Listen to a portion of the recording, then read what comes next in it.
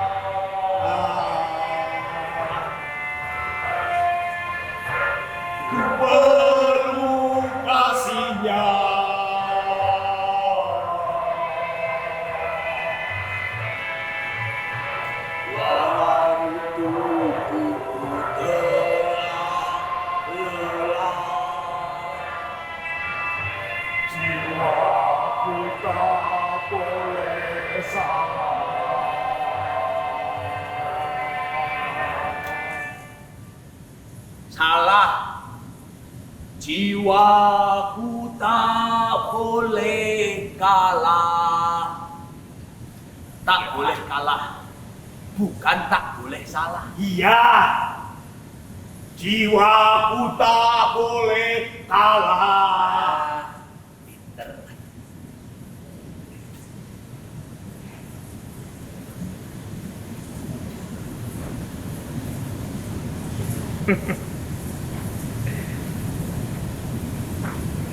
Tiap kali mengenakan pakaian ini, aku jadi gemetar sendiri, Min.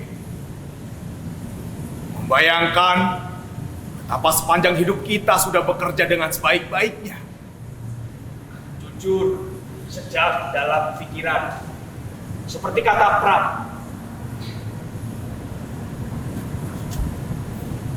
Pram? Pram itu siapa? Pram itu yang ubahmu, yang akan memukul bokongmu dengan rotan memukul kasur. Aku tuh serius. Aku juga serius. Hampir setiap malam aku ceritakan padamu mengenai apa saja. Juga siapa si Pram itu, tokoh-tokoh yang lainnya itu. Tapi kamu selalu lupa. Makanya otak itu dilatih. Baca, Man. Baca. Jadi gak gampang pikun. Awak tuh. Kalau ngomong selalu bikin panas kuping. Kau memang selalu punya alasan untuk selalu membaca buku, Mi. Bahkan sampai kau masuk liang kubur nanti. Sebab kau guru. Honorer pula. Sedangkan aku, buat apa aku membaca buku, Mi? Tiap hari yang aku hadapi hanyalah orang mati. Tak mungkin pula lah aku berdiskusi dengan mayat. Lagi pula ya, Mi, mereka tidak akan tanya macam-macam denganku. Sebentar dulu.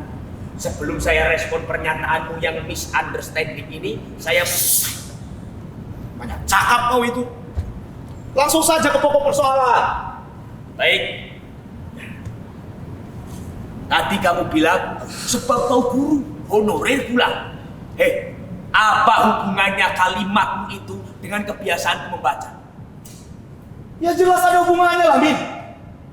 Kalau kau sudah jadi guru 100%, pengetahuanmu tak bertambah pun tak apa. Nasibmu sudah enak, dijamin negara. Sampai kau wafat tidak akan ada yang memecatmu. Tapi kalau masih honorer seperti awal ini, malas pula. Tambah gampang orang melempar kau ke gudang. Man, dengar ya, Man. Aku itu senang membaca bukan karena aku masih honorer. Bahkan, kalaupun aku ini guru 1000% atau sekadar kaum penjaga kamar mayat seperti kamu, justru aku akan makin sering membaca. Karena itulah satu-satunya caraku berbahagia. Nah, ini. Sekarang kau seperti orang yang tidak pernah membaca buku, Min. Kau mulai melecehkan profesiku. Apa maksud kau mengatakan sekadar kaum penjaga kamar mayat? Kenapa ada kata sekadar di situ? Itu bukan melecehkan, itu detail. Dengan menambah kata sekadar, aku sekaligus menunjukkan makna profesimu di tengah masyarakat. Bahkan kau tak lebih penting dari mayat-mayat yang kau jaga saben malam. Wah, sompret! Kau mikir aku? Sompret! Sudah, jangan marah-marah terus. Man, aku bukan menghina, Man. Aku jujur pada fakta. Bayangkan, Man, seandainya ada satu saja dari mayat-mayat yang kau jaga di rumah sakit itu menghilang, pasti koran-koran akan heboh memberitakan seorang mayat telah hilang dari rumah sakit. Meskipun mayat itu telah dijaga ketat oleh penjaganya. Stasiun-stasiun TV pun akan berebutan menyewa paranormal untuk melacak keberadaan mayat dalam acara-acara dunia mistik yang selalu laris itu. Sedangkan kalau kau yang menghilang, siapa yang akan peduli? Tidak mungkin wartawan akan menuliskan berita. Rahman, seorang penjaga kamar mayat legendaris pula, sudah beberapa hari tidak masuk kerja, dalam kurung impossible. Sialan! Kupret!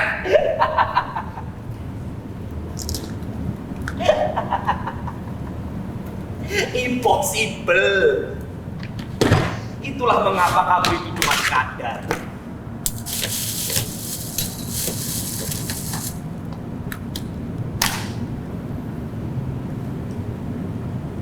Ya maaf, memang tak enak mendengarkan kalimatku. Tapi itulah faktanya. Sebagai sahabat, aku harus jujur. Ya, kau benar. Tapi kadang aku bingung, Min. Membedakan mana kejujuran dan mana hinaan.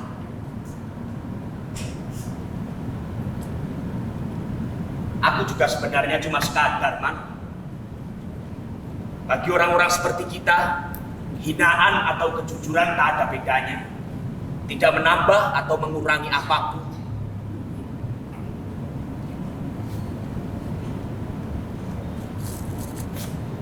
Tapi kalau kita cuma sekadar ya, kenapa nanti kita akan mendapatkan penghargaan dari gubernur? Ya itu juga cuma sekadar. Mungkin jujur, mungkin juga tidak. Tapi kan itu lebih baik nih, daripada yang kita lakukan selama ini. Lebih baik? Lebih baik bagaimana menurutmu? Selama ini kan kita berpura-pura membayangkan bahwa diri kita akan mendapatkan penghargaan atas apa yang telah kita lakukan. Lalu kita membuat piagam-piagam penghargaan itu, kita tanda tangani sendiri seolah dari presiden, menteri, wali kota. Lalu kita menggantungnya di situ, Min. Man, kita itu harus menghibur diri supaya tidak terlalu pahit hidup ini. Kamu ini paham gak sih, Man?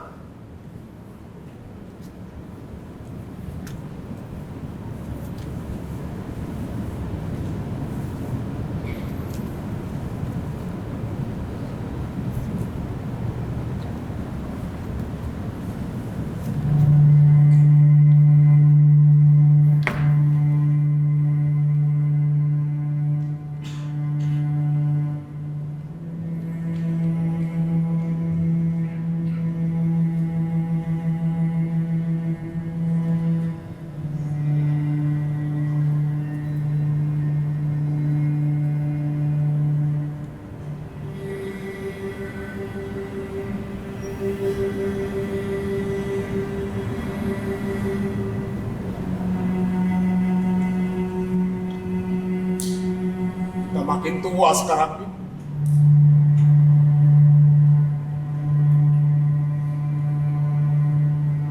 Tapi sudah dihargai. Akan dihargai. Akan diberi piagam penghargaan Oleh gubernur, menteri, presiden. wali kota. Loh, kok malah turun? Ya presiden itu kan sudah yang paling tinggi. Itulah kenapa aku turun ke wali kota. Masa aku harus naik terus sampai ke tingkat Tuhan? Jangan kau libatkan Tuhan untuk sekedar pemberian piagam penghargaan. Apalagi untuk orang seperti kita ini. Bukan bisa bilang wakil presiden ke, Mahkamah Agung ke, ketua MPR DPR, Kapolri, atau ketua partai politik. Sangat manguk, ngawur kamu. Sudah, jangan berhayal lagi. Yang konkret saja. Sebentar lagi kita akan menerima penghargaan dari gubernur. Titik.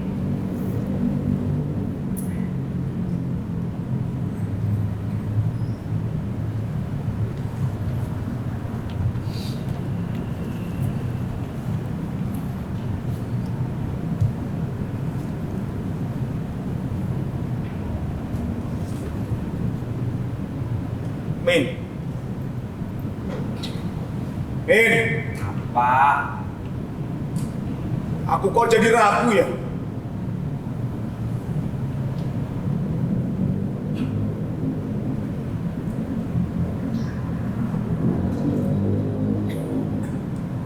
Memangnya kapan kamu tidak ragu? Tapi kali ini lebih besar, Min. Soal apa? Hargaan yang akan kita terima nanti. Apakah benar itu bukan sekedar khayalan kita seperti yang sudah-sudah? Iya toh. Dasar pikun. Ini kan ada undangannya. Kan kamu yang menerimanya tadi siang. Apa iya? Apa iya? Sebentarku. Berarti kita sudah dicatat nih. Ya kalau mereka tidak mencatat kita, dari mana mereka tahu kita ada? Lagi pula, siapapun yang memberikan penghargaan kepada orang seperti kita di momen-momen seperti itu, sama halnya mereka sedang memuluskan dirinya sendiri. Jadi kita ini tetap dibutuhkan. Semakin rendah status kita, semakin terpujilah mereka yang memberikan penghargaan. Paham? Bu,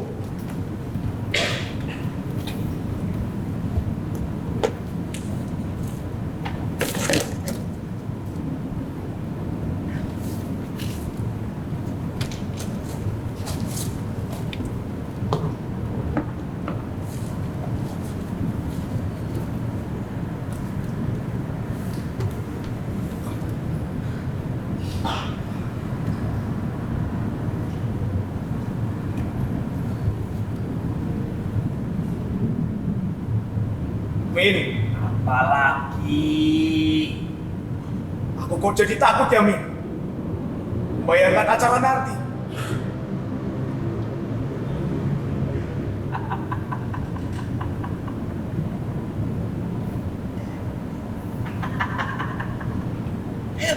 Man. Kamu itu ya sudah pakai baju warna merah begitu kok masih takut. Kamu takut apa? Aku takut merepotkan negara. Kalau masalah itu kamu tidak usah khawatir. Toh tidak setiap saat mereka lakukan itu pada kita. Cuma setahun sekali. Itu pun tidak setiap tahun terlaksana. Jadi pemerintah tidak bakal repot. Udah, kamu gak usah khawatir.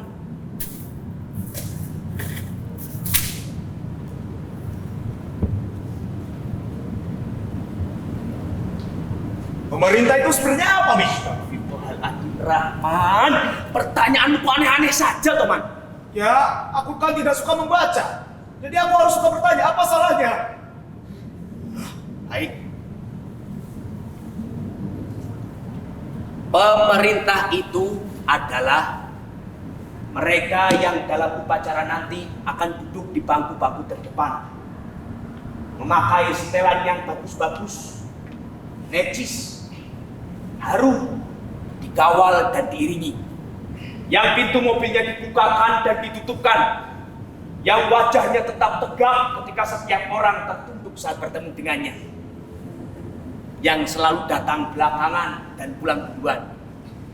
Satu lagi, di mejanya nanti banyak sekali hidangan.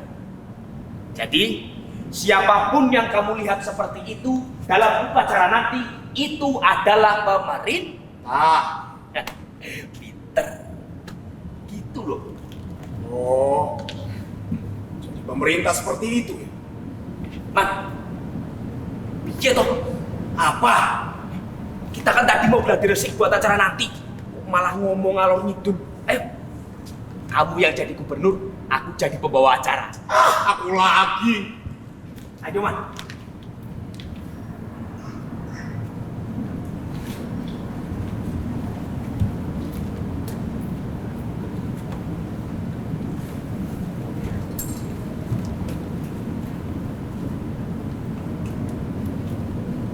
Man, jadi gubernur. Jadi gubernurnya seperti ini. Ngawur. Gubernur kalau dalam upacara ya harus berdiri tegak, menyampaikan pendapat, menyampaikan sambutan-sambutan. Banyak cakap kok. Kau tuh guru honorer. Jangan ngatur-ngatur gubernur. Apa gubernur?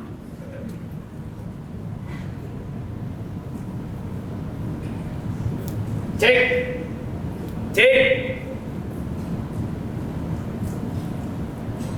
Menerima penghargaan berikutnya. Kenapa suara kau seperti itu?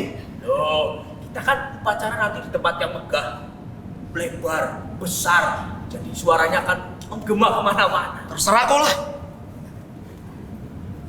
Kita panggilkan Bapak Sarmin bin Suwirjo, guru honorer yang telah mengabdikan diri selama 40 tahun di sekolah yang muridnya banyak dan gurunya sedikit.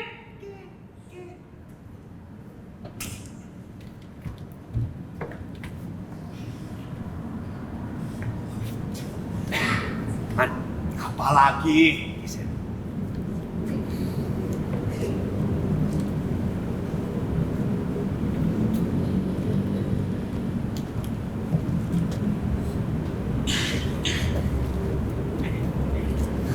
selamat Bapak Sarmin. Sudah, makasih Pak. Sudah.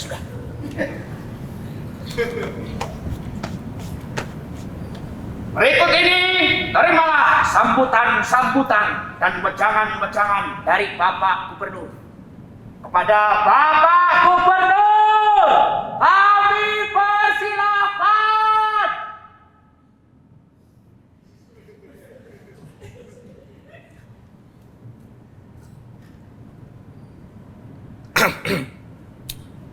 Assalamualaikum warahmatullahi wabarakatuh.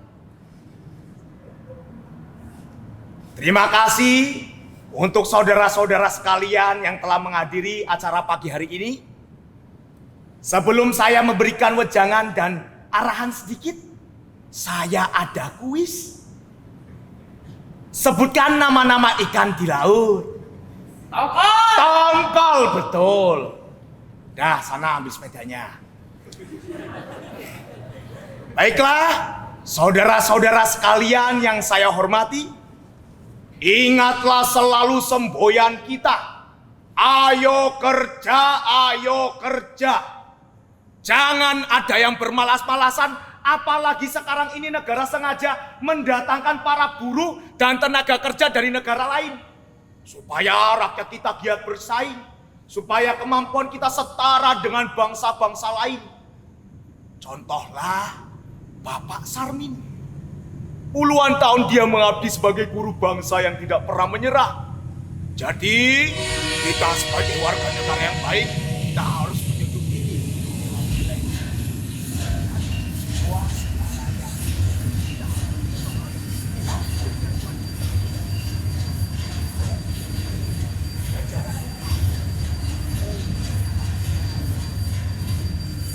Baiklah, begitulah arahan-arahan dan wejangan sedikit dari saya. Saya ucapkan terima kasih dan selamat bekerja. Hebat kamu, Man. Hebat. Cocok jadi gubernur. Oh, kalau aku jadi gubernur, pajak-pajak ku naikkan. Jalan-jalan biarkan rusak. Nah, kalau aku jadi gubernur, kok ku angkat jadi sekretaris atau jadi pegawai negeri 101%.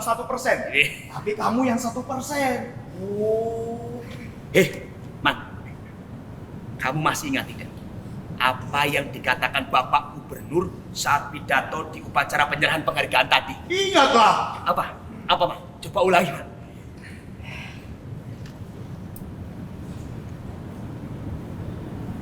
Tolong sediakan dana bantuan untuk para pahlawan bangsa ini masing-masing 2 juta. Bukan itu.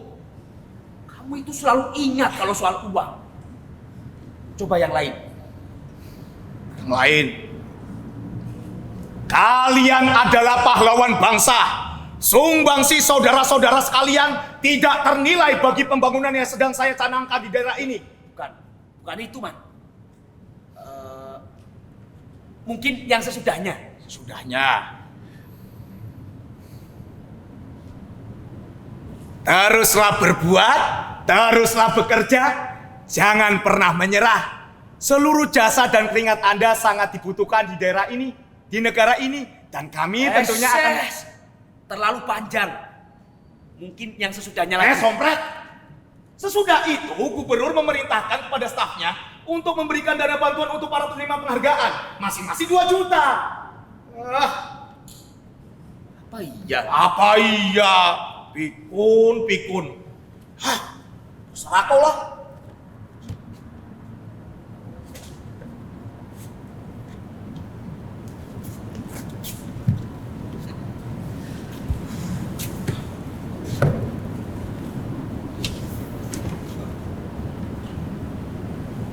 Man, sepertinya ada kalimat singkat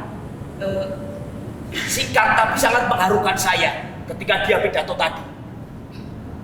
Tapi bagian mana saya lupa. Oh, guru-guru bangsa yang tidak pernah menyerah. Persis. Tepat. Cerdas. Kalimat itu, Man.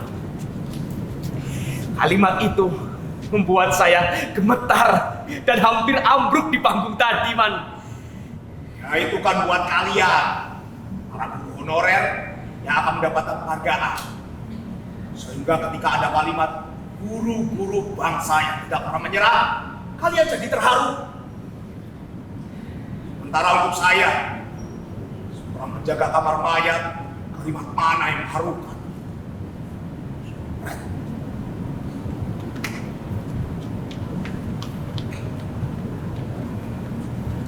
Man, bijak.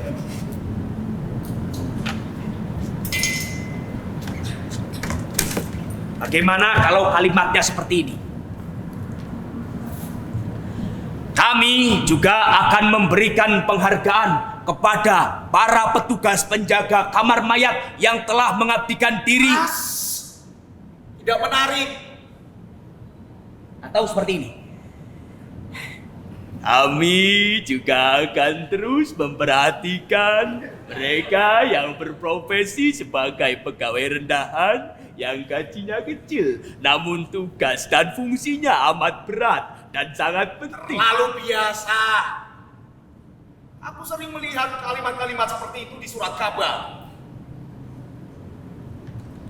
Kurang puitis, kurang dalam, gak enak didengar.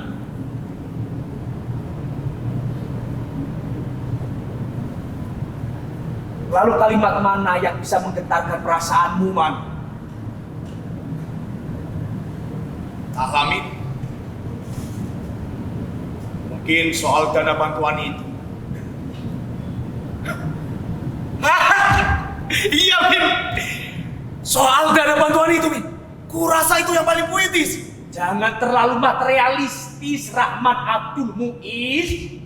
Apa kita tidak bisa makan kalau tidak diberi dana bantuan itu? Lihatlah keluhurannya mereka yang akan menghadirkan dua kroco seperti kita ini ke panggung terhormat. Kita akan diperlakukan sangat amat layak. Iya, kau betul, Sarmin. Tapi aku tidak akan serendah ini kalau saja anak bungsuku yang di kampung itu tidak menerima surat meminta uang untuk biaya sekolah. Kau sendiri bisa tenang, Min. Dengan beberapa ribu perak saja di kantongku untuk beberapa hari. Kau kan tahu itu.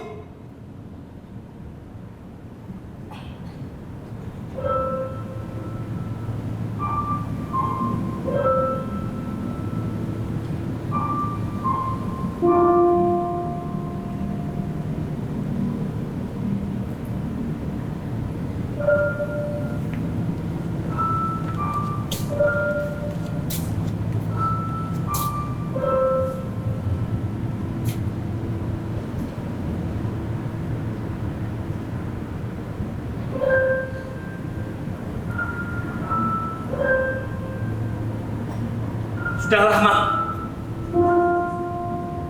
Jangan kau rusak malam ini dengan keluhan sepele seperti itu. Ingatlah, berpuluh-puluh tahun kita telah menjaga dan merawat segala kebanggaan kita mengabdi. Kita telah mengikhlaskan itu. Itulah sebabnya setiap kali kita mengenangnya, kita bisa sangat berbahagia, Man.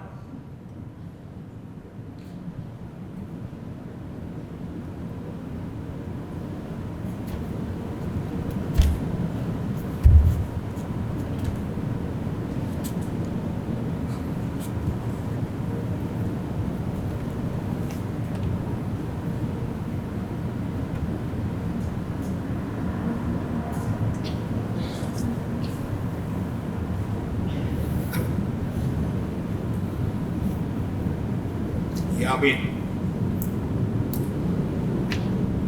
Kau benar.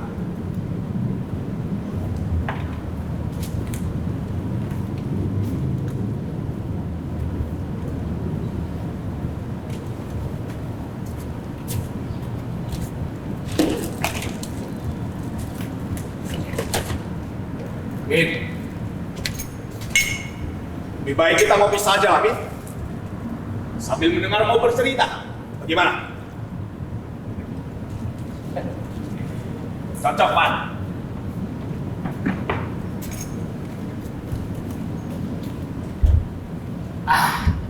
Nih, kopinya. Kok cuma satu, Man?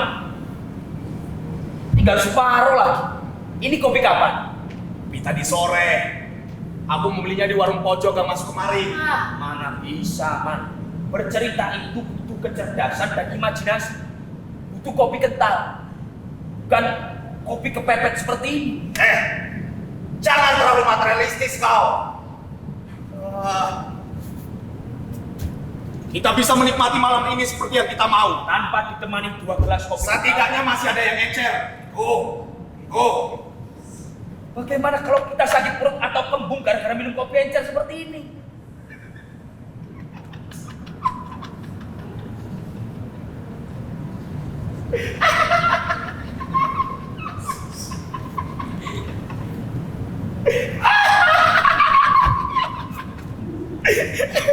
Sarmin. Min, kita sakit. Kalau kita berpikir akan sakit. Orang gila, makan dan minum apa saja tidak pernah sakit. Begitulah yang kita lihat. Iya. Kau benar, Pak. Orang gila makan dan minum apa saja tak pernah sakit. Betul. Karena mereka tidak memikirkan sakit. Betul. Apalagi kita. Tak mungkinlah kita sakit.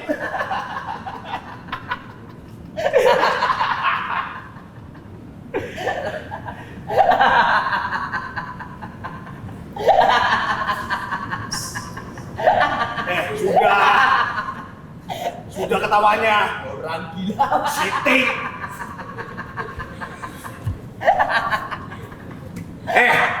Jangan panjang-panjang ketawamu itu. Iya. Katanya mau bercerita. Sebentar dulu, Man. Aku abakan dulu sebentar.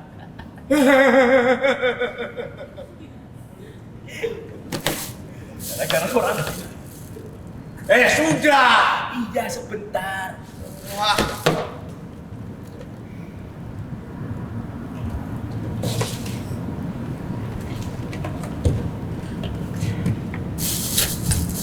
Nah, sekarang sudah lega.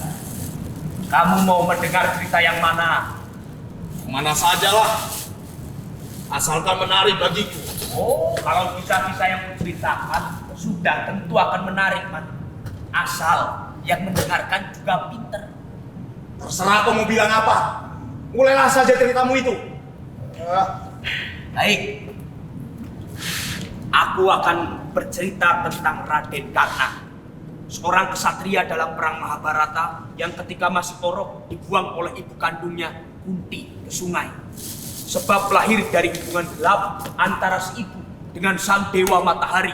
Lalu si bayi ditemukan oleh Rada, istri seorang kusir kereta kerajaan yang mengasuhnya hingga dewasa. Loh, kok kamu hafal, Man? Pikun. Kan baru kemarin lusa kau ceritakan kisah itu padaku. Apa iya? Mas, tapi aku belum sampai pada bagian yang paling penting. Apa?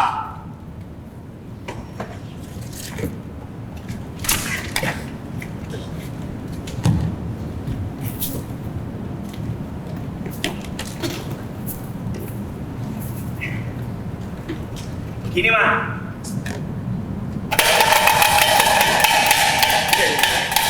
Bumi gonjang ganjing, langit gelap-gelap. Min? Mati lampu lagi, Min? Kamu itu penjaga kamar mayat kotakku gelap.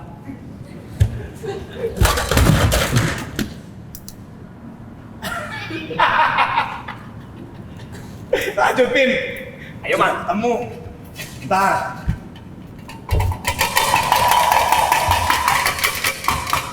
Ketika remaja, Karna yang sebelum menjadi kesatria bernama Radea berguru kepada Parasurama, seorang Resi Brahma yang sangat sakti, namun membenci para ksatria. Sebab menurutnya, para ksatria hanyalah mereka yang mahir menciptakan perang demi ambisi kaum mereka sendiri.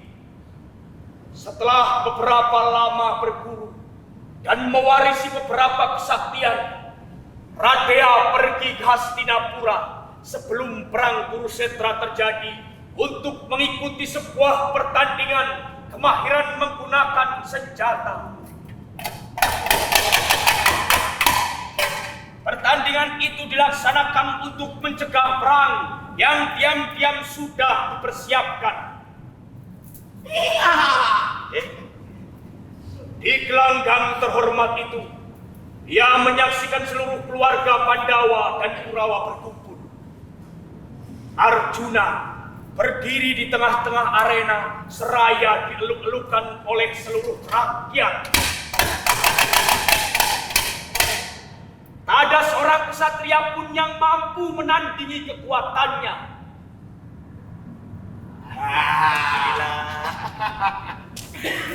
Nah, Man, apa? Pada saat itulah Karna datang. Tubuhnya tidak tinggi seperti aku, tapi pandangannya seperti merendahkan siapapun. Ia berjalan menuntun kudanya ke arah tribun. Hati-hati. Satu busur besar di punggungnya dan satu busur yang lebih kecil di tangan kirinya. Awas, Man.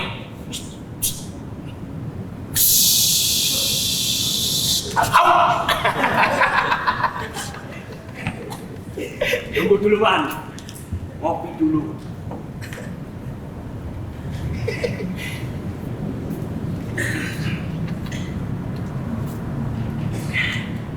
Tapi karena yang pada saat itu menyebut dirinya Radea tidak diperkenankan ikut bertanding, para juri mengatakan pertandingan senjata ini adalah pertandingan khusus para ksatria. Orang yang tidak jelas asal usulnya tidak diperkenankan ikut bertanding. Mendengar itu, wajah Radea memerah. Ia menatap tajam ke arah para juri lalu berkata, "Aku datang untuk mempertandingkan kemahiran, bukan asal-usul. Asal-usul tak dapat dipertandingkan. Asal-usul tak bisa dinilai lagi." Gitu katanya. Lalu dia berkata lagi, "Tuan-tuan melindungi diri tuan-tuan dengan kasta dan kemahiran. Tuan-tuan punya 2 perisai, sedangkan saya hanya punya 1. Hanya kemahiran saya. Tuan-tuan bisa menilai sendiri mana di antara kita yang punya kemahiran bertanding." Mendengar itu, Arjuna meloncat turun dari tempat duduknya, lalu ia berkata keras pada Radea,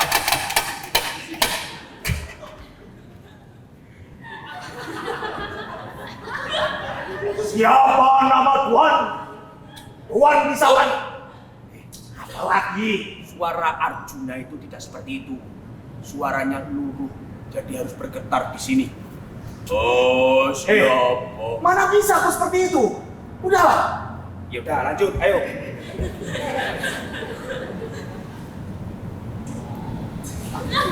Siapa nama Tuan?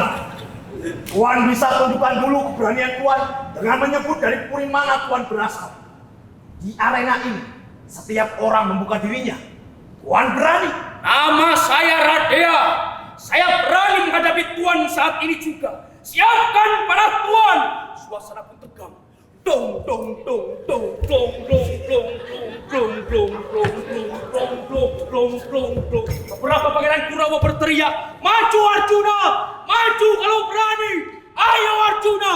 Dong dong dong dong dong dong dong dong dong dong dong dong dong dong. Bima dan Yudhistira berdiri, siap menghadapi apa yang mungkin akan terjadi.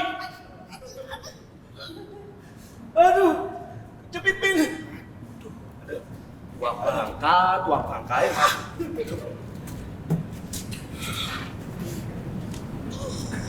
Nah, sudah. Koyomi. Duh.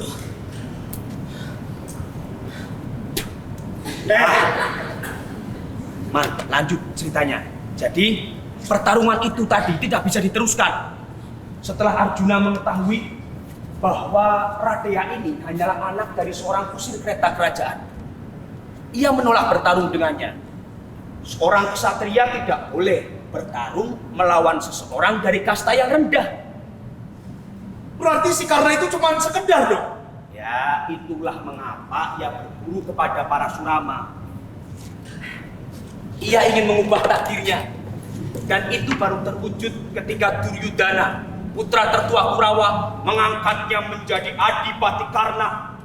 Sejak saat itu, ia sah menjadi seorang ksatria. Tapi itu pula lah yang menyebabkan ia harus bertentangan dengan gurunya para Surama yang membenci ksatria. Dan ia juga harus terpisah dari ibu asuhnya, Radha, seorang Sudra. Sementara Kunti, ibu kandungnya, ada di pihak Pandawa yang akan dihadapinya di perang Kurusetra. Lalu untuk apa pula, Min? Ia susah-susah jadi kesatria. Kalau pada akhirnya ia harus terpisah dari kaum yang harus ia bela dan dia cintai. Bayang pula si Karna ini. Kalau aku jadi gurunya itu ya, Min, atau jadi kusir bapaknya itu, memang sudah ketabok-tabok dia. Payah-payah mengasuhnya jadi anak durhaka. Kalau itu sih kamu banget, Man. Ini cerita mengandung renungan yang sangat dalam. Lebih dalam dari isi otakmu itu. Ini kisah tentang seseorang yang berjuang untuk mengubah takdirnya yang sudah ditentukan oleh para dewa dan manusia. Bayangkan, Man. Ia hanya seorang diri menghadapi semua itu. Bahkan pihak Kurawa yang mengangkatnya menjadi Adipati Karna hanya akan memanfaatkan kesaktiannya untuk melawan kesaktian para Pandawa yang tak tertandingi itu. Tapi apa gunanya, Min? Kalau pada akhirnya ia kalah dan mati di tangan Arjuna. Bukan masalah kalau akhirnya kalah dan mati. Mbahmu juga mati. Para nabi-nabi juga mati. Persoalannya itu bagaimana kamu hidup. Itu. Kamu itu mana? Terlalu lama memandikan dan menjaga mayat. Jadi yang ada di otakku itu ya cuma jenazah, orang mati, bangke. Kau sendiri pun selalu menceritakan orang-orang yang sudah mati. Tak pernah kau ceritakan kisah-kisah orang yang masih hidup. Hah? Aku menceritakan bagaimana mereka hidup, bukan bagaimana mereka mati. Kalau orang mati kan itu urusanmu. Lagi pula untuk apa aku menceritakan kisah orang-orang yang masih hidup? Kalau sama sekali tidak menarik. Hah? Apa aku harus menceritakan kisahmu? Atau kisahku sendiri? Apa istimewanya, Man? Apa yang bisa diambil oleh orang lain dari kisah hidup kita? Tapi kan kita nanti akan mendapatkan penghargaan dari gubernur. Bayangkan ya, Man. Dua lelaki tua yang entah siapa pada akhirnya mendapatkan penghargaan dari pemerintah, dari negara. Apa itu tidak menarik bagi kau? Atau kita tidak pantas untuk dicatat? Atau kita harus mati dulu baru kisah hidup kita layak untuk diceritakan? Hah? Apa yang mau kamu ceritakan tentang kisah hidup kita? Apa? Tentang bagaimana waktu muda kita menggelandang di kota ini selama bertahun-tahun? Tentang anak dan istri kita yang sudah menganggap kita mati dan tak pernah mengharapkan kita kembali? Apa, Man? Tentang panti jompo yang selalu menakutkan kita setiap kali kita membayangkannya? Apa, Man? Apa?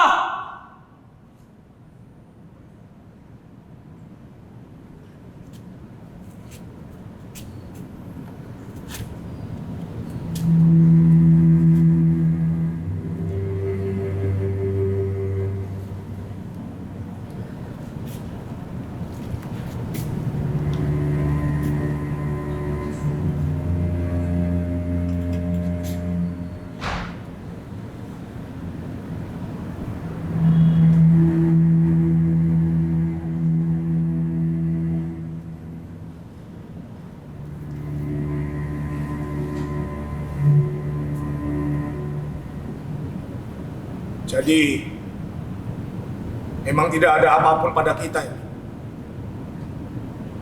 Tidak sedikit pun. Jadi kita cuma senyap nih.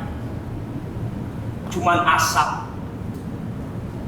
Kain tua, Oh iya, sobek. sama saja. Sobek kedengarannya lebih perih.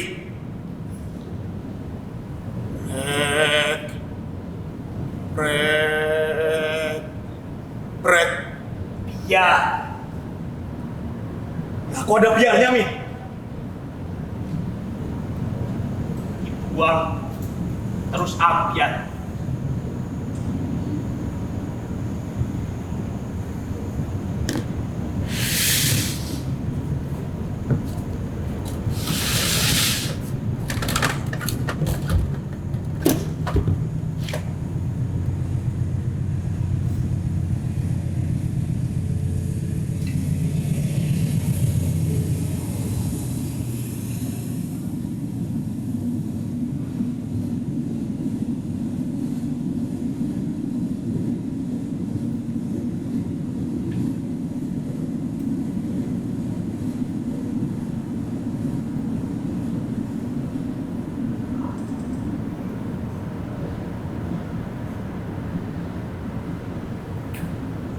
Anak-anak itu,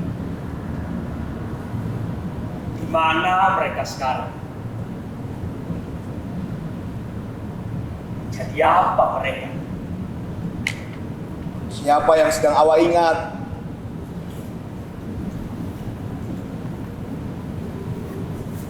Anak-anak jalanan yang dulu ku ajari mengaji. Bagaimanapun, kita pernah hidup bersama mereka. Kau ingat kan, Man?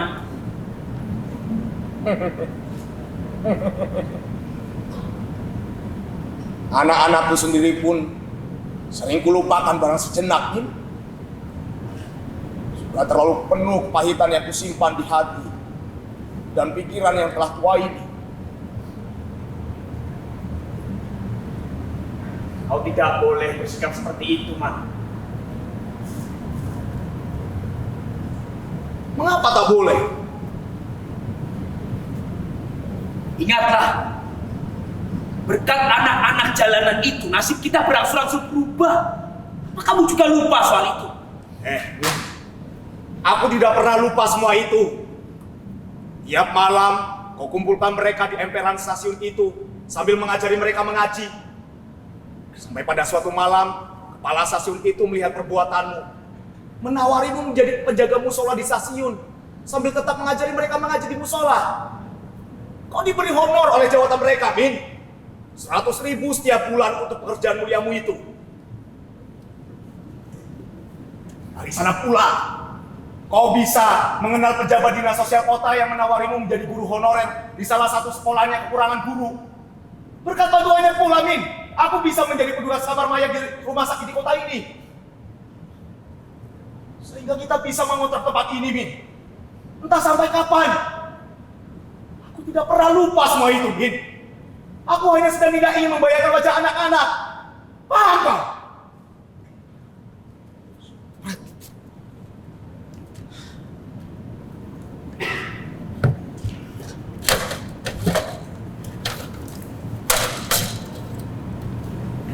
Apa kau marah pada aku, Man? Maafkan aku. Aku mengira dengan mengenang semua itu bisa menjadi ingatan yang indah untuk kita berdua kali ini. Semua kenangan dan masa lalu kita indah belaka, Min. Pikiran pula yang pahit. Man, lalu cerita kita yang mana yang bisa menghilangkan kepahitan dari dalam pikiran?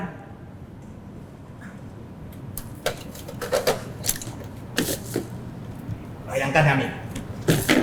Seandainya uang bantuan itu akan diberikan pada kita saat kita menerima penghargaan nanti, kita akan pulang dengan perasaan lebih riang, Min. Membeli sedikit panganan, gula, kopi, dan besoknya kita berbelanja di pasar bersama, membeli semua kebutuhan pokok kita. Lalu pulangnya kita mampir di kantor pos mengirimkan wesel untuk keluarga yang merindukan kiriman uang dari kita. Indah sekali, Min. Apa yang indah mesti mengenai hal-hal senyata itu buatku. Apa kau bisa merasakan bahagia hanya dengan mengingat timbang kisah-kisah yang pernah kau baca itu? Oh, kau sudah merasa menjadi pahlawan bagi dirimu sendiri dan orang lain. Sementara jauh di sana, Min, kau tahu sendiri, keluargamu mengingat satu hal, kiriman uang darimu. Kenapa sekecil itu kau menuduhku, Man? Aku tak pernah membayangkan, apalagi menganggap diriku ini sebagai pahlawan bagi siapapun. Tapi tahu kau sendiri yang mengakuinya bahwa perasaanmu begitu tergetar, tersentuh, bahkan sampai nyaris ambruk di atas panggung saat disebut guru-guru bangsa yang tidak pernah menyerah. Tidak boleh seseorang merasa terharu. Boleh! Boleh, Sarmin! Sangat boleh. Tapi maafkan aku, Min. Aku tidak bisa menemani kau kali ini. Pikiranku terus melayang pada anak-anakku itu, Min. Dan ingat, Min. Keharuan itu hanyalah perasaan yang gampang layu, Sarmin. Kau tidak akan memperoleh apa-apa selain air mata. Paham kau?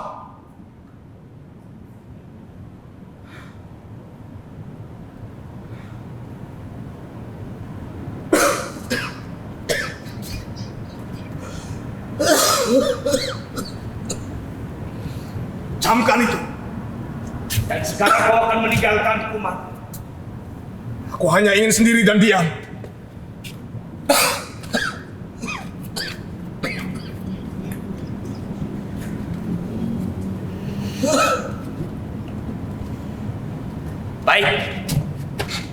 Baiklah. Aku akan melewati malam ini sendiri.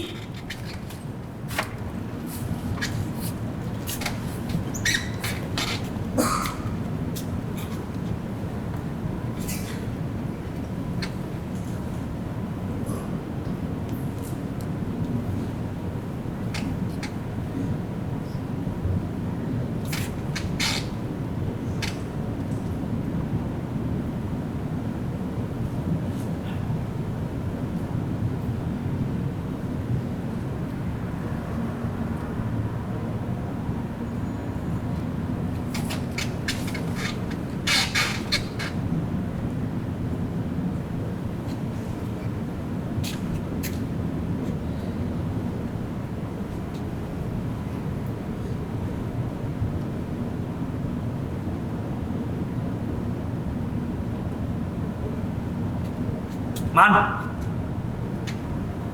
apa kau tidak ingin barang seteku atau dua teguk kopi encer ini?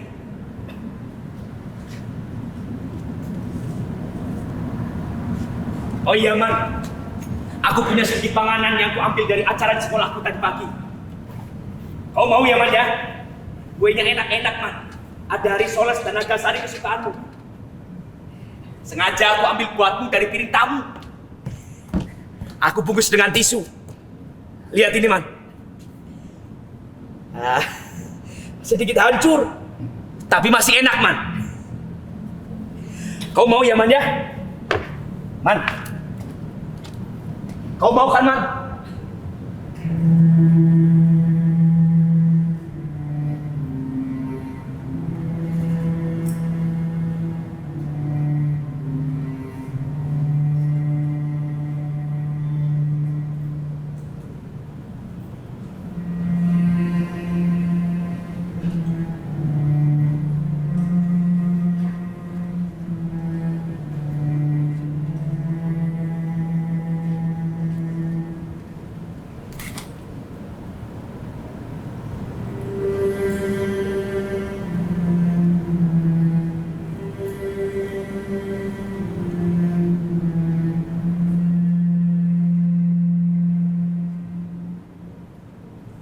Biasanya kau tak pernah melewatkan risoles tenaga sari loh, Man.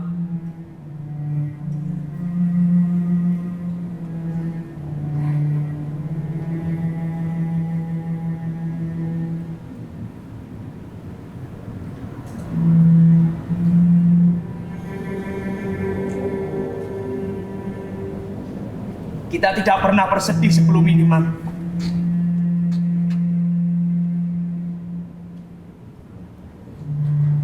selalu bisa berbahagia karena kita tahu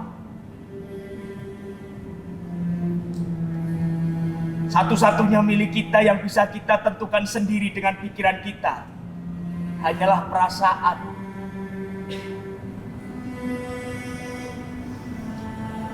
Kita bisa berbahagia dengan cara apa saja.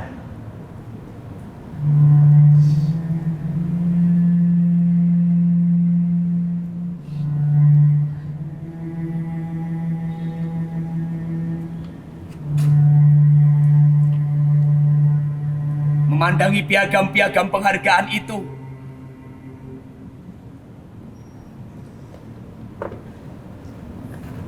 mengenang lagi semua yang sudah kita lalui.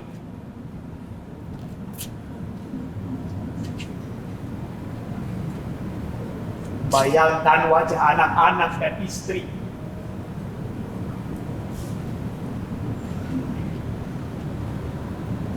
Mengoleksi cek gaji yang sering kita terima setelah beberapa bulan bekerja.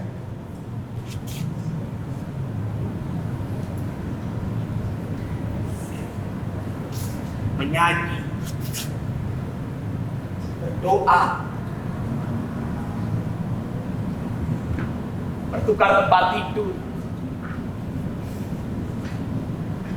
atau berjalan menyusuri kota ketika cuaca cerah malam hari.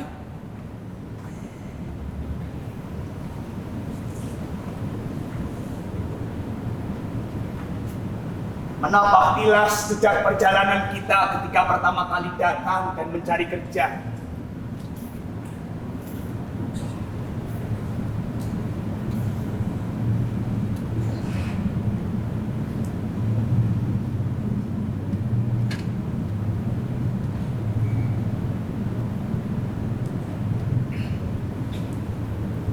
Kenapa malam ini kita bersedih, Man?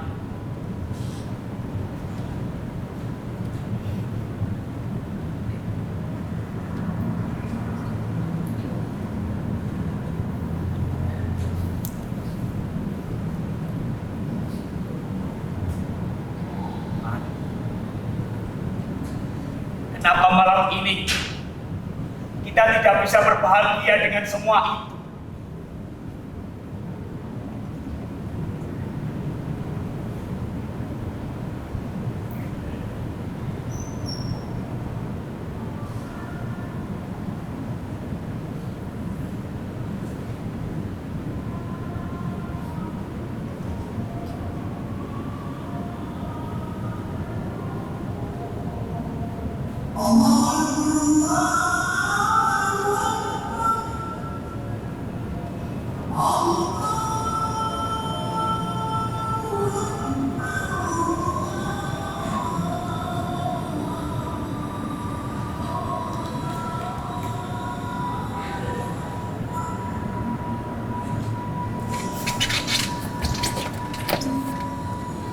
Min, aku mendengar dengung si tukang putu, Min. Makanan favoritmu. Hah?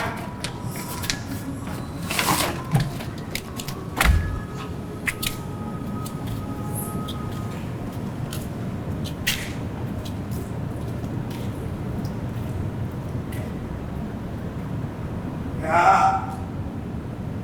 agak jauh rasanya. Sebentar lagi dia akan melintas di sini. Kau masih punya berapa, Min? Aku masih punya 4 ribuan. Sisa ongkos tadi. Kalau kau masih punya 5.000 saja, berarti kita bisa beli gula, kopi, dan beberapa potong kue putu, Min. Kita bisa bikin pesta. Gelas kopi panas kental, terus Nagasari dan risol sebuatku, dan segelas kopi manis setengah kental, dan beberapa potong kue putu untukku. Mantap, Min! Kau maunya, Min? Min? Min? Kau tidur, Min?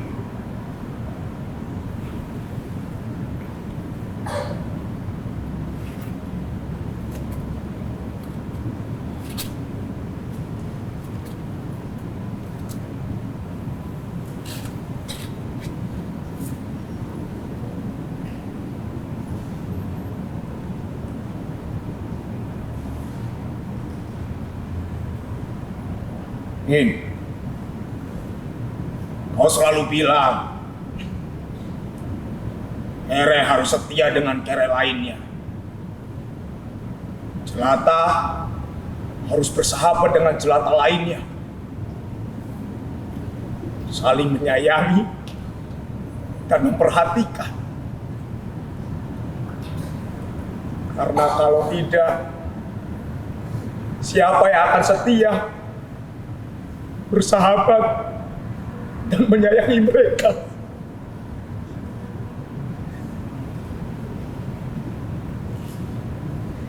Beberapa tahun lalu kita masih berharap, Min, kalau nasib kita akan berubah menjadi pegawai negeri 100%.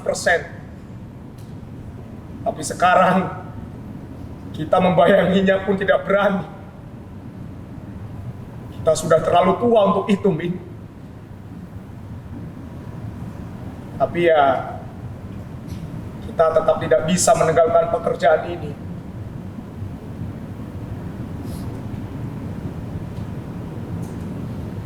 Min, kalau nanti aku mati, Min, aku ingin sekali piagam yang akan kita terima nanti diletakkan di sebuah lemari kecil yang ada kacanya,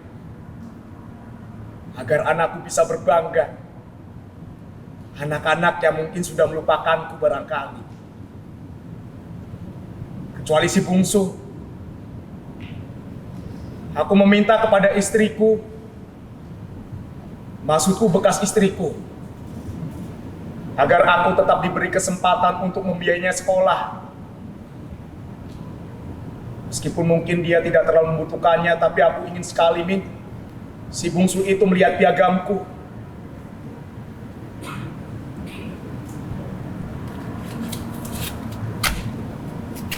Min,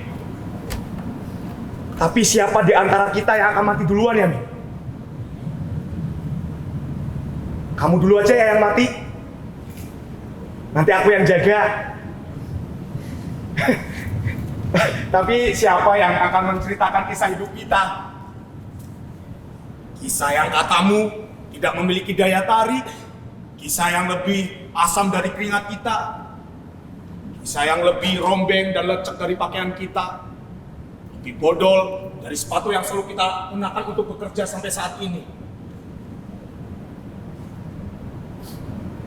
Kadang aku membayangkan, Min, bahwa diri kita adalah tokoh-tokoh yang ada dalam ceritamu itu. Seperti Odi.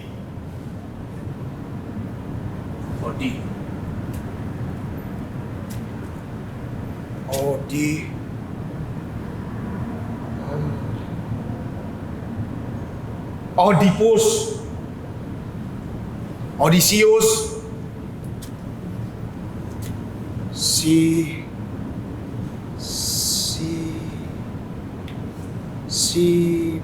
Pus Meong. Hah? Meong? Sisyphus. Oh iya, Sisyphus. Spartacus, Agus Salim, Tan Malaka, Pramudia, Hatta, Bung Karno, Sultan Syahrir, Utuy, Patrick Madrim, Minak Jinggo, Tunggul Ametung, Wisanggeni, Raden Karna. Ada siapapun lagi, nih. Terlalu banyak kisah kau itu. Terlalu banyak untuk kusimpan dengan otak yang makin keropos ini.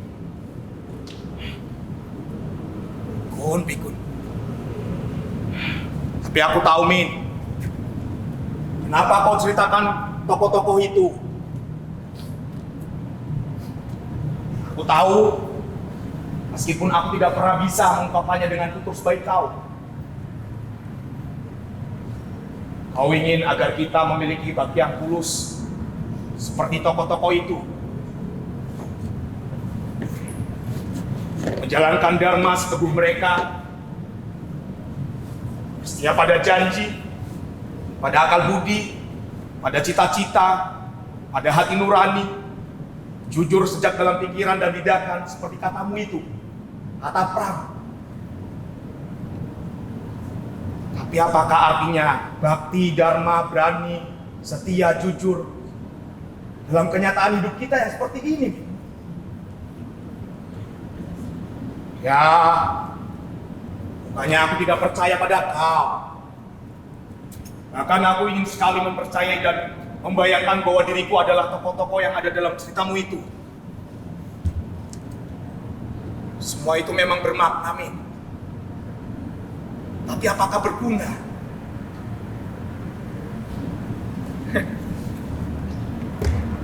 Tiap kali aku mengatakan hal ini padamu, pasti kau akan memarahiku. Rahman Abdul Muiz, tidak semua yang bermakna itu harus berguna dalam ukuranmu. Ukuran itulah soalnya, Min. Apakah aku bisa menimbang sesuatu di luar ukuranku? Nyatanya kau sendiri pun tidak bisa menghindari dari itu. Kau mengabdikan seluruh umur hidupmu untuk mengajarkan apapun yang baik pada siapapun. Kau mengajar anak-anak jalanan mengaji. Kau mengajar kaum tani, kaum buruh, dan orang-orang yang tak sempat menikmati kemewahan pendidikan. Di mana saja dan kapan saja.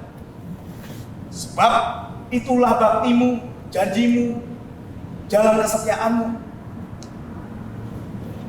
Tapi diam-diam kau juga sebenarnya berharap, Anu, bahwa di antara mereka semua akan ada yang mengingatmu dan membantumu di saat-saat kau sangat terdesak. Tapi tak seorang pun dari mereka yang mampu mau melakukannya untukmu, Min.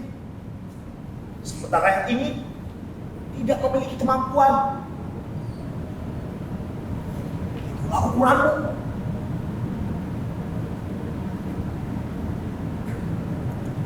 Kau takkan pernah bisa tak mengharapkan apapun dari siapapun, Min. Bahkan untuk menghibur dirimu sendiri pun, harus selalu membayangkan bahwa diri kita akan mendapatkan penghargaan atas apa yang telah kita lakukan. Tapi kau tak pernah menyadari, Min. Orang bisa menunjukkan bakti ketika belum berilmu.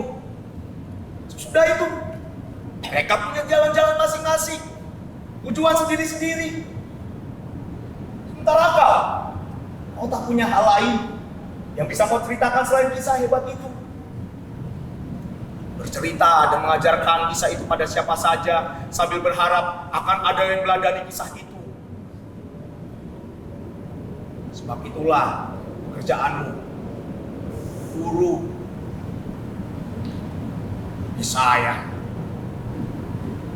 Tak seorang pun yang belajar padamu yang tak melupakanmu. Man, mereka masih ingat dengan namaku, Man. Kata kau yang kali membanggakan mereka untuk menghibur dirimu sendiri. Cuman itu, Min. Lalu apa yang bisa dipercaya dan dipegang oleh orang bodoh ini? Oleh sekedar penjaga kamar mayat ini? Orang-orang bisa capek dan bosan dengarkan hal-hal baik. Lalu kau akan dilupakan, kemudian mati dalam kesedihanmu seperti tokoh-tokohmu itu.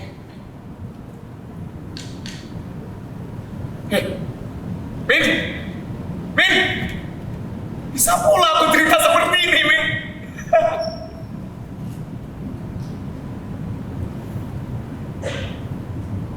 Min? Mau tidur tuh, Min? Min? Min? Min! Min! Min! Pak Toban.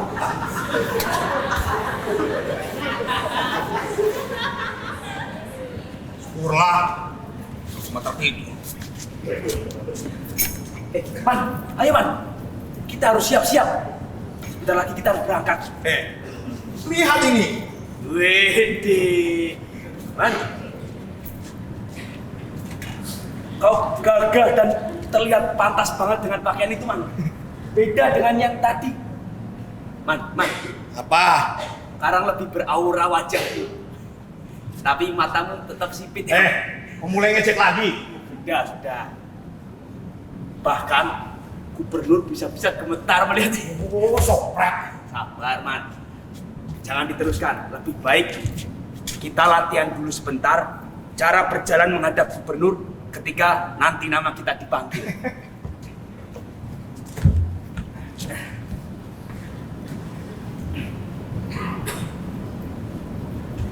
Ya, siap? Ya. 3, 2, 1.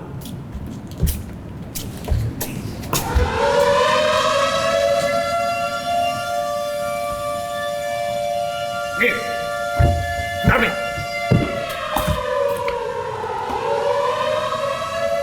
Min, gawat Min. Mereka sampai di sini Min. Apa, Man? Kita akan digusur. Ayo Min, cepetan Min. Kita harus berkemas mas.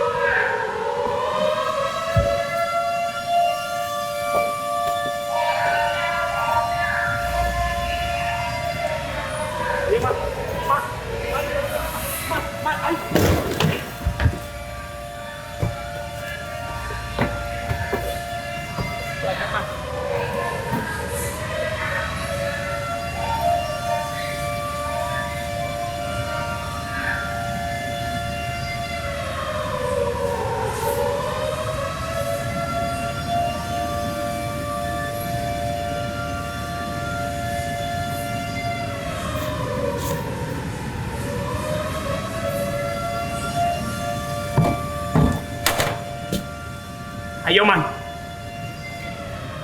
Jangan sampai kita terlambat. Mereka akan memberikan penghargaan kepada kita hari ini. Ayo. Tidak, Min. Mereka baru saja memberikannya pada kita.